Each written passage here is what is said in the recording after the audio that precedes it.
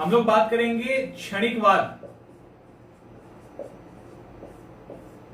प्रतीत समुत्पाद जो central theory है बौद्ध रिलीजन का, उसके बाद अनित्यवाद, और उसी के आगे जब आप आएंगे तो क्षणिकवाद आएगा, और इससे एक कदम आगे जब चले जाएंगे तो वो चीज अनात्मवाद में बदल जाएगा। सबसे पहले ये क्षणिकवाद है क्या, पहले इसको समझते हैं, फिर कंपेयर भी कर लेंगे। क्षणिकवाद बुद्धिस्ट फिलॉसफी का एक इंपॉर्टेंट सिद्धांत है। बुद्धिस्ट फिलॉसफी के अंदर प्रतीत समुत्पाद की बात की गई है। काउजिशन थ्योरी कारणता सिद्धांत है उसका, कि एक पहले पे डिपेंड होता है, वो किसी और पे होता है, ऐसे करके जाते जाते अविद्या पे चीजें रुक जाती है। तो और पूरी बुद्धिस्ट फिलॉसफी कोशिश ये की गई है, सक्सेस तो नहीं हुई है, बट कोशिश ये की गई है कि मिडिल पाथ को पकड़ के रखे। महात्मा बुद्ध का जो कॉन्सेप्ट है मिडिल पाथ का, वो पकड़ के रखे। तो कहीं ना कहीं इस क्षणिकवाद के अंदर शाश्वतवाद और उच्छेदवाद, ठीक है, शाश्वतवाद और उच्छेदवाद के बीच में एक मिडिल पाथ ढूंढने की कोशिश की गई है इस क्षणिकवाद के द्वारा। महात्मा बुद्ध या बौद्ध दर्शन के अंदर यह कहना है कि दुनिया की हर एक वस्तु, चाहे वो चेतन हो या अचेतन, चाहे वो चेतन हो या अचेतन हो, दोनों ही दुनिया की मतलब कोई भी चीज वो क्षण क्षण परिवर्तनीय है। हर मोमेंटम पे चेंज हो रहा है, फ्रैक्शन ऑफ सेकेंड में वो चीजें बदल रही है। यानी दुनिया की हर एक चीज हमेशा परिवर्तनीय है, हमेशा वो चेंज होता रहता है। अभी हमने जो बोला ना हमेशा, वो अभी हम नहीं बोल रहे, वो पहले वाला था मेरा। जो हम नहीं बोल रहे हैं, जो बोला गया वो दूसरा था, अभी हम हैं, अब हम भी गायब, अब दूसरा आ गया। ऐसे बदल रहे हैं, समझ में आ रहा है, पकड़ रहे हो, आपको लग रहा है कि तो वही है जो कंटिन्यू चलता आ रहा है। खैर अभी देखेंगे आगे। तो क्षणिकवाद में इन्होंने कहा हर एक चीज हर क्षण बदलता है। उच्छेदवाद और शाश्वतवाद के बीच में एक शाश्वतवाद कहता है कि हर एक चीज नित्य है, कभी नहीं बदलता। उच्छेदवाद कहता है हर एक चीज अनित्य है। बौद्ध तो बोल नहीं सकते, उन्होंने बोला हर एक चीज परिवर्तनीय है और क्षण क्षण परिवर्तनीय, यानी हमेशा बदलता ही रहता है लगातार। क्षणिकवाद के अंदर दूसरी चीज जो देखेंगे हम लोग, इसके लिए उन्होंने एक एग्जांपल दिया। पहले एग्जांपल देख लेते हैं, एक मतलब क्षणिकवाद को समझ लेते हैं। पहले आपने देखा होगा किसी भी घर में जहां पे दीप जलता है, इस तरह से होता है ना, दिया जलता है, उसमें से एक लौ निकलता है। देखना, जब दीप जलता है ना, उसमें से एक लौ निकलता रहता है। दिया को थोड़ा बड़ा कर दें, दिया को थोड़ा बड़ा कर देते हैं, चलो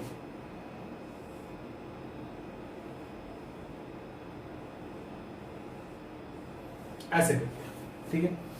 उसमें एक लौ निकलता रहता है उस दीप में, यहां पे तेल डाला हुआ है, बत्ती है और लौ। इन्होंने महात्मा बुद्ध ने यानी बौद्ध रिलीजन में, बौद्ध फिलॉसफी में समझाने की कोशिश की गई है क्षणिकवाद को, कि हम लोग जब आम आदमी अगर फिलॉसफी के नजरिए से ना देखें या फिलोसोफर के नजरिए से ना देखें, अगर आम आदमी इस दीप को देखेगा तो उसको क्या लगेगा? दीप का एक लौ है जो जल रहा है, एक्चुअली वो एक लौ है। कभी आपने उसको बहुत बेहतर तरीके से गौर से देखने की कोशिश की है? गौर से देखिएगा, अगर नहीं किया है तो आज करके देखिएगा। गौर से अगर आप देखेंगे ना, तो वो जो दिया है, वो दिया, उस दिया के अंदर से जो लौ निकल रहा है ना, वो एक नीचे से ऊपर की तरफ आ रहा है, ऊपर वाला गायब हो जा रहा है। देखो ये नीचे से आया, बड़ा हुआ, गायब हो गया, फिर इसके नीचे से एक और आया, बड़ा हुआ, गायब हो गया, फिर एक आया, बड़ा हुआ, गायब हो गया। इस तरह से जो लौ है नया निकलता है, बड़ा होता है, गायब हो जाता है, फिर नया आता है, फिर बड़ा होता है, फिर गायब हो जाता है। ये सीक्वेंस कंटिन्यू चलता रहता है। ये इतना फ्रिक्वेंटली काम करता है कि हमें गलतफहमी हो जाती है कि हम एक ही दीपक के एक ही लौ को देख रहे, दीपक के एक ही लौ को देख रहे, एक ही। दूसरा इन्होंने कहा एक नदी में 2 बार स्नान नहीं किया जाता। क्लाइटस ने क्या कहा कि हम एक नदी में 2 बार स्नान नहीं कर सकते। आपको पता है ना, इसमें से पानी निकल रहा है ना, पानी जा रहा है, 2 बार स्नान नहीं कर सकते। किसने कहा है? हेराक्लाइटस ने कहा है। क्यों नहीं कर सकते भैया? तो एक आदमी मान लो यहां पे डुबकी लगा रहा है, डुबकी लगा रहा है, ये पानी यहां पहुंचा, इसने डुबकी लगाया, ये डुबकी लगाया, ये जब तक डुबकी लगा के ऊपर आ रहा है, ये पानी तो यहां निकल गया। अब ये वाला जो है दूसरा पानी आ रहा है यहां पे, ये फिर डुबकी लगाएगा, फिर दूसरा पानी आएगा। और क्रेटेसस ने क्या कह दिया? क्रेटेसस ने कहा कि हम एक नदी में एक बार भी नहीं नहा सकते। इट मीन्स कि अगर कोई यहां पे इंसान नहा रहा है तो वो नदी में गया, पानी तो कहीं और चला गया, तब तक थोड़ा हिल डुल रहा है, पानी फिर बदल गया। वो नीचे डुबकी लगाने गया, पानी फिर बदल गया। वो ऊपर आ रहा है, नए पानी में आ रहा है, नीचे गया था दूसरे पानी में, खड़ा है तीसरे पानी में। यानी एक नदी में तो हम एक बार भी नहीं नहा सकते, ऐसा क्रेटेसस का कहना है। और ये देखिए, और आपको अब लगेगा कि पानी ठीक है, यहां से तो बिल्कुल नया पानी आ रहा है, ये जिस पानी के पास खड़ा था वो पानी तो गया, ये एकदम बिल्कुल नया पानी आ रहा है। तो इसी तरह से इस नए पानी में हम नहा रहे हैं, ऐसा क्रेटेसस का कहना है, सॉरी क्रेटिलस का कहना है। तो इस तरह से, इसके अलावा विलियम जेम्स ने भी कहा है, नित्य आत्मा, अस्थाई आत्मा का खंडन किया है। उन्होंने बोला आत्मा कुछ और नहीं है, बस हमारे थॉट्स प्रोसेस, और आत्मा चेतनाओं का प्रवाह है। कहीं ना कहीं ह्यूम भी यही बोलते हैं कि ऐसा कुछ भी मुझे अंदर नहीं दिखता, हमें तो दिखता है सुख दुख टाइप की चीजें हैं, उसका बंडल है, अब उसका कोई रखने वाला आत्मा नहीं दिखता। तो ऐसे करके अलग अलग लोगों ने अलग अलग तरीके से इसको डिफाइन करने की कोशिश की है। दो और हैं, उन्होंने भी कुछ कहा है, उसमें एक बरगसा को उठा लीजिए और एक व्हाइटहेड को उठा लीजिए। बरगसा कहते हैं परिवर्तन ही सत्य है, यानी जो बदल रहा है, बदलता है वही सत्य है, जो नहीं बदल रहा वो सत्य नहीं है। और दूसरा व्हाइटहेड कहते हैं कि हम जिस वस्तु को जिस समय देखते हैं ना, वो उसी समय बदल जाता है, एट द टाइम बदल जाता है। तो ये है इनका क्षणिकवाद का कॉन्सेप्ट। तो क्षणिकवाद का इनका कहने का मतलब ये है कि क्षणिकवाद का मतलब सत्य वही है जो क्षण क्षण बदलता है, जो नहीं बदलता वो सत्य नहीं हो सकता। और इसको और एक से कंपेयर कर दें, चलिए अरस्तु से कंपेयर कीजिए। अरस्तु ने भी परिवर्तन को सत्य माना है, वो भी माना है, लेकिन उनका एंगल अलग है, उनका एंगल अलग है। उन्होंने संभाव्यता और वास्तविकता के आधार पर इसको अंतर किया है। यानी जो संभाव्यता है, जो पॉसिबिलिटी है, वो क्या है, वही वो एक्चुअली जो एक्चुअल है वो तो एक्चुअल है, जो पॉसिबिलिटी है वो उनका परिवर्तनीयता है अरस्तु का। महात्मा बुद्ध इसको अलग कॉन्टेक्स्ट में लेके गए। तो ऐसे करके आप डिफाइन कर सकते हैं इसको। लाइबनीज ने भी किया है, लाइबनीज का भी आप देख सकते हो, उन्होंने भी याद रखिएगा जड़ता का, इनर्शिया का निषेध किया है। उन्होंने भी, उनकी जो लाइबनीज की चिदनु है ना, वो सब सक्रिय हैं, वो कभी निष्क्रिय नहीं होते। हाँ, उनकी सक्रियता के अंदर अंतर है, ये एक अलग बात है। तो इस तरह से करके क्षणिकवाद को कमोबेश और भी फिलोसोफर ने सपोर्ट करने की, क्षणिकवाद का मतलब परिवर्तनीयता को, चेंजेबल जो टेंडेंसी होती है चीजों को, उसको और भी लोगों ने एक्सप्लेन किया है। वही इनका ये क्षणिकवाद है जो शाश्वतवाद और उच्छेदवाद के बीच में कहीं ना कहीं आता है। अब बात करते हैं सर्व क्षणिकम सर्व अनात्म, यानी सब कुछ क्षणिक है, सब कुछ अनात्म है। क्षणिकवाद की व्याख्या के क्रम में बौद्ध दर्शन में कहा जाता है सर्व क्षणिकम सर्व अनात्म। अनात्म का आया, अनात्म से ही क्षणिक निकल के आता है। इसमें ये दो थ्योरी देते हैं। पहला थ्योरी दैट इज संतानवाद, और दूसरा निकल के आता है वो है संघातवाद। बौद्ध दर्शन में कहा गया है कि हर एक चीज यानी चेतन भी और अचेतन भी, जो भी है, दोनों ही, मैंने हर तरह की चीजें जो दुनिया में है वो क्षण क्षण परिवर्तनीय है। नित्य आत्मा को महात्मा बुद्ध या बौद्ध दर्शन में एक्सेप्ट नहीं किया जाता, उसको भी परिवर्तनशील मानते हैं। खैर, तो उसमें दो कॉन्सेप्ट निकल के आता है इसी डिस्कशन में, दैट इज संतानवाद और संघातवाद। ये संतानवाद क्या है? महात्मा बुद्ध का कहना है या बौद्ध रिलीजन का कहना है, जैसे ये बीज है ना, उनका कहना है ये बौद्ध रिलीजन में जब ये टॉपिक डिस्कस होता है तो ये कहते हैं कि हर एक चीज हमेशा बदलता रहता है, हर एक क्षण बदलता है। जैसे ये एक बीज है ना, ये बदल गया, जब तक हम इसको दोबारा से पेंट करेंगे फिर बदल गया, फिर बदल गया, फिर बदल गया, ठीक है। तो पूछा गया, इनसे क्रिटिसिज्म इन पे हुआ कि भैया आपका चीजें तो बदल रही है, ये जो बदल जा रही है तो बदलने के पहले तो ये समाप्त हो गया, हर एक क्षण में अगर ये बदल गया तो वो तो समाप्त हो गया। तब इन्होंने थ्योरी दिया कि समाप्त होने के पहले ही वो क्या करता है, दूसरे को उत्पन्न करके जाता है। यानी ये समाप्त करने के पहले इसको बना दिया, जैसे दीपक का लॉ देखे थे ना हम लोग, ये नीचे से निकला अब बड़ा होता जा रहा है, नीचे से निकला बड़ा होता जा रहा है, और नीचे से तब तक दूसरा लॉ आ गया, फिर तीसरा आ गया। तो यानी ये समाप्त होने के पहले एक जगह छोड़ के जाता है जहां दूसरा आ जाता है। तो ये कहने का मतलब ये पहले वाला तो समाप्त हो रहा है, लेकिन होने के पहले किसी न किसी को बना के जा रहा है। दैट इज संतानवाद। यही संतानवाद वाला कॉन्सेप्ट है। तो इनका कहना है कि हर एक परिवर्तन जो हो रहा है वो उसके पहले नवीन सृष्टि करके चला जाता है। दैट इज संतानवाद। इसी को संतानवाद कहते हैं। संघातवाद क्या है? अब ये इसमें बदल रहा है, ये इसमें बदल रहा है, ये इसमें बदल रहा है, ये इसमें बदल रहा है, मतलब, और ये इतना कंटिन्यू है, मतलब जितने भी इसके धर्म है वो इसके अंदर आ गए, संघात बन गए, वो इसका संघात बन गया, वो इसका संघात बन गया। और ये हमें क्या दिख रहा है? हमें एक बीज दिख रहा है। एक्चुअली बीज तो होता नहीं है, ये अलग अलग धर्मों का एक अलग अलग जो क्षणिक धर्म है उसका ये संघात है। तो अलग अलग गोलाई मोटाई इन सब का मिलके एक बीज तैयार हुआ है, और वो तो अलग अलग धर्मों का संघात है। ये संघात भी शिफ्ट होता जा रहा है, कंटिन्यू है लगातार। उसके कारण और जो संघात पूरा बना है अलग अलग धर्मों का मिला के, जिसको कहते हैं बीज, तो ये संघात भी हर क्षण बदलता रहता है, और संघात का जो कलेक्शन है वो भी बदलता रहता है। तो संघातवाद का मतलब ये है कि जो अलग अलग धर्म है वो एक दूसरे के साथ कलेक्शन बना के, मैंने कलेक्ट होकर वो आगे होते रह चले जाते हैं, और इससे संघात बनता है। संघात का मतलब कलेक्शन, अलग अलग मोटाई का, गोलाई का, कलर का, जो भी चीजें हैं वो सब गुण एक साथ मिल गए और मिलकर एक शेप दे दिया, और वो जो संघात है वो भी आगे कैरी फॉरवर्ड हो रहा है, और संघात से बनने वाली चीजें भी लगातार बदल रही, क्योंकि क्षणिकवाद हर एक चीज पर लागू होता है। तो दो कॉन्सेप्ट यहां पे निकल के आता है, दैट इज संतानवाद और दूसरा संघातवाद। अब क्षणिकवाद को प्रूफ करने के लिए बौद्ध दर्शन में इसको प्रूफ करने के लिए अर्थ क्रियाकारित्व का कॉन्सेप्ट लाया गया। अर्थ क्रियाकारित्व, ये अर्थ क्रियाकारित्व क्या है? देखिए, अर्थ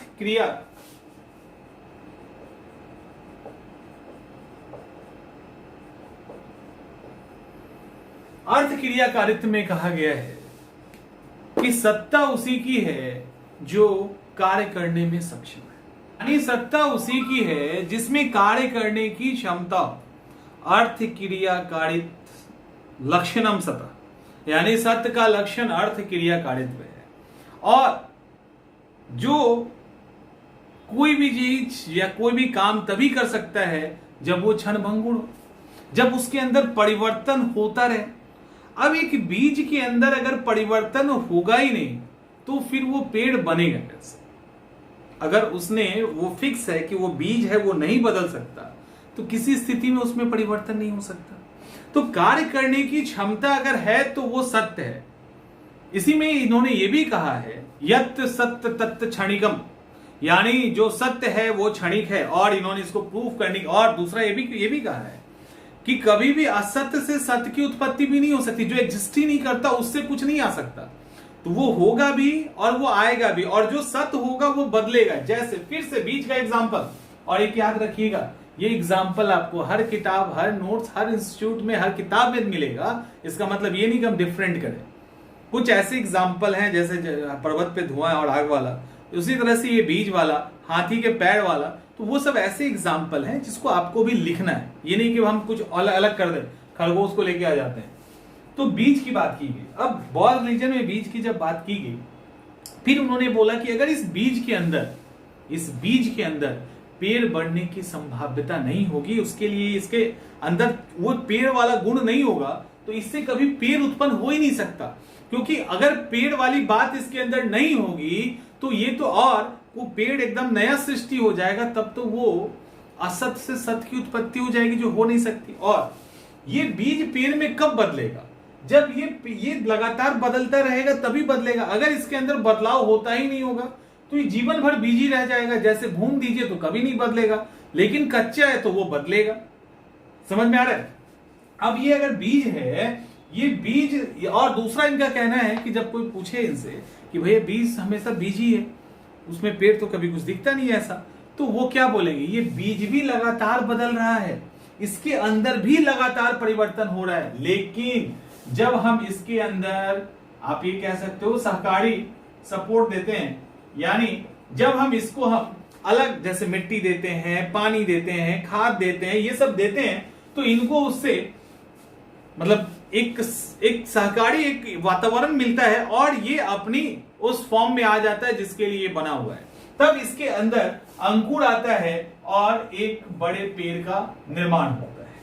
ठीक है, लेकिन फिर बौद्ध ने कहा इसका मतलब ये बिल्कुल नहीं है कि बीज एकदम से फिक्स और पड़ा हुआ था। इस बीज में भी हर एक क्षण में परिवर्तन हो रहा था। ऐसे करके ये अर्थ क्रियाकारित्व के द्वारा अपने इस क्षणिकवाद को प्रूफ करने की कोशिश करते हैं। मॉडर्न साइंस भी अभी मानता है कि हमें देखने से भले ही चीजें फिक्स लगती है, यानी देख जो रहे हैं हम वो चीजें फिक्स लगती है, लेकिन एक्चुअली में वो सिर्फ दिखता है। रियलिटी ये है कि वो चीजें बदल रही है। ठीक है, बदल रही है। तो ऐसा साइंस का भी कहना है। तो इस तरह से ये क्षणिकवाद को प्रूफ करने की कोशिश करते हैं और इसको इंपोज करते हैं हर एक चीज पर। तब इनकी क्रिटिसिज्म स्टार्ट हो जाती है। क्षणिकवाद को लेकर क्रिटिसिज्म बहुत तगड़ा हुआ है, बहुत बुरी तरह से क्रिटिसिज्म की गई है जैनियों के द्वारा, मीमांसकों के द्वारा।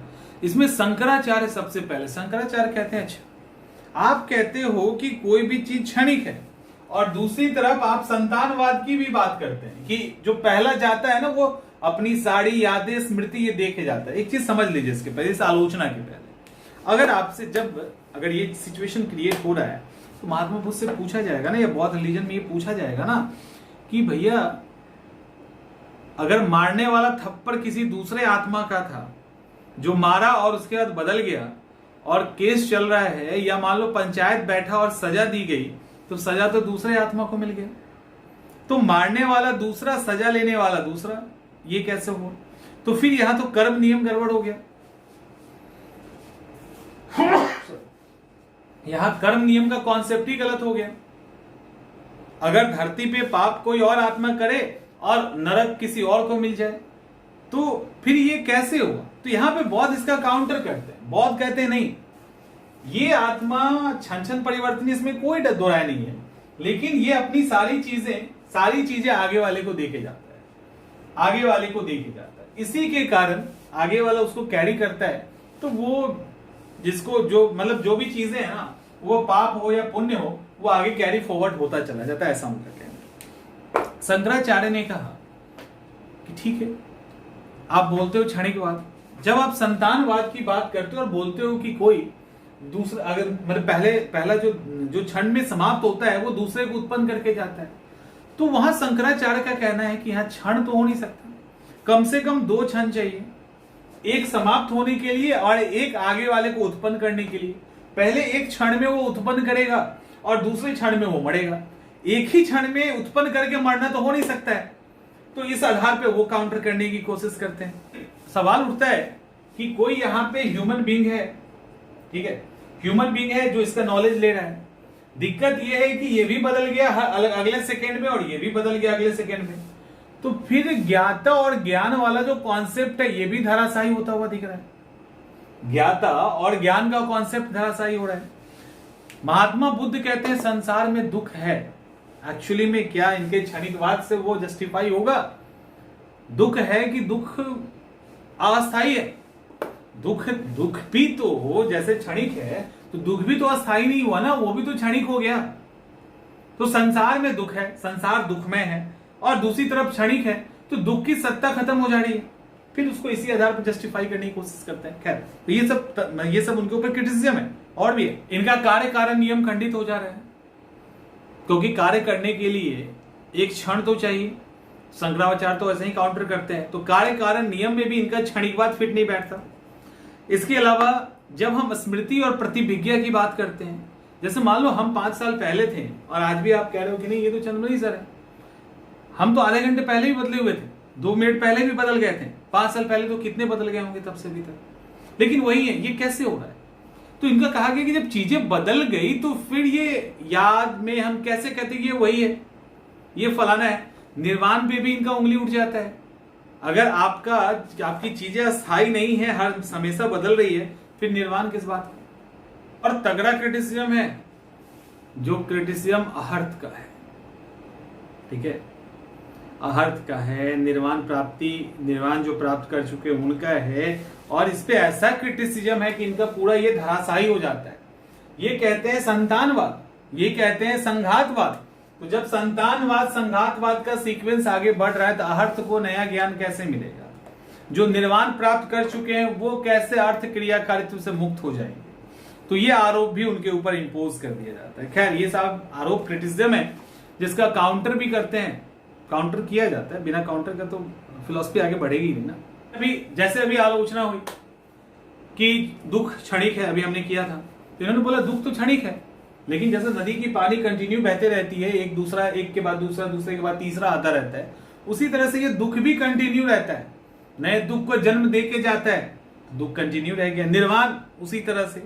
तो इन्होंने मतलब हर एक चीज को एक्सप्लेन करने की कोशिश की। इसके अलावा इन्होंने ये भी कहा कि स्मृति और प्रतिविज्ञा को लेकर भी क्रिटिसिज्म मत करो, वो भी यादों को, क्योंकि हर एक चेतना अपनी यादें दे के जाता है आगे, तो वो भी हमेशा सीक्वेंस वाइज वो अपनी यादों को दे के जाता है, संतानवाद और संघातवाद। तो ऐसे करके उन्होंने अपने आप को डिफेंड करने की कोशिश की। और मॉडर्न थ्योरी की बात करें तो साइंस भी इसको एक्सेप्ट करता है कि चीजें परिवर्तनशील है और बदलती रहती है, और जो इनका क्षणिकवाद है वो महात्मा बुद्ध के मध्यम मार्ग को सपोर्ट करता है। तो इस तरह से क्षणिकवाद एक इंपॉर्टेंट थ्योरी है जिससे आगे जाके अनात्मवाद वाला थ्योरी आएगा, और कहीं ना कहीं जो मिडिल पाथ है इनका उससे जस्टिफाई करता है। हाँ ये अलग बात है कि दिक्कतें बहुत है। तो फिलॉसफी की ऐसी कोई भी थ्योरी नहीं है जिसके अंदर प्रॉब्लम नहीं है। तो ये है आपका क्षणिकवाद। अब हम आगे बात करेंगे अनात्मवाद पर।